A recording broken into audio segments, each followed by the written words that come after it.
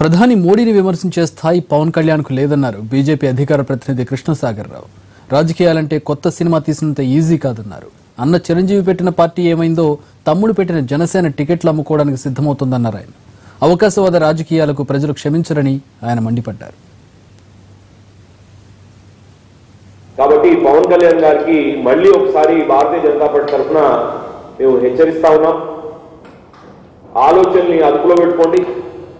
ఆలోచనలకి ఒక పరిణితి ఉంటే, మీరు మాట్లాడే దానిలో ఒక అవగాహన ఉంటే, మీ ఆలోచనకు ఒక అంతు ఉంటే, మీకు ఒక లెక్క ఉంటే, ఆ లెక్కకి ఇంకేదైనా ఉంటే, అప్పుడు మాత్రం మీరు ఏదన్నా కూడా ప్రజాస్వామ్యంలో నడుస్తుంది. ఎవ్వరికి ఏం ప్రాబ్లం లేదు. మీరు విమర్శించొద్దని మేము అంటలేదు. మీరు ప్రధానమంత్రి గారిని విమర్శించొద్దని మేము అంటలేవు. కేంద్ర ప్రభుత్వాన్ని విమర్శించొద్దని మేము అంటలేవు. కానీ విమర్శ చేసే ముందు ఒక నిమిషం ఆలోచించుకొని, మీ విమర్శలకి ఏమన్నా బేసిస్ ఉన్నదా, ఆధారం ఉన్నదా చూసుకొని మనం మాట్లాడాల్సిందిగా భారతీయ జనతా పార్టీ మిమ్మల్ని కోరుతున్నది. ఆయనే వచ్చి కలిసాడు, ఆయనే సభలో మాట్లాడాడు, అటు టీడీపీతో మాట్లాడాడు, ఇటు బీజేపీతో కలిసి మాట్లాడాడు. మేము అదే చెప్తున్నాం కదా. కాబట్టి అది మాకు అర్థం కాని విషయం ఏంటంటే, ఆయన మరి మనిషిలో ఇంత మార్పు, ఏదైనా మనిషిలో మార్పు రావాలన్నా, ఆలోచనలో మార్పు రావాలన్నా, సిద్ధాంతంలో మార్పు రావాలన్నా ఏమైనా ఇన్సిడెంట్ జరిగి ఉండాలి.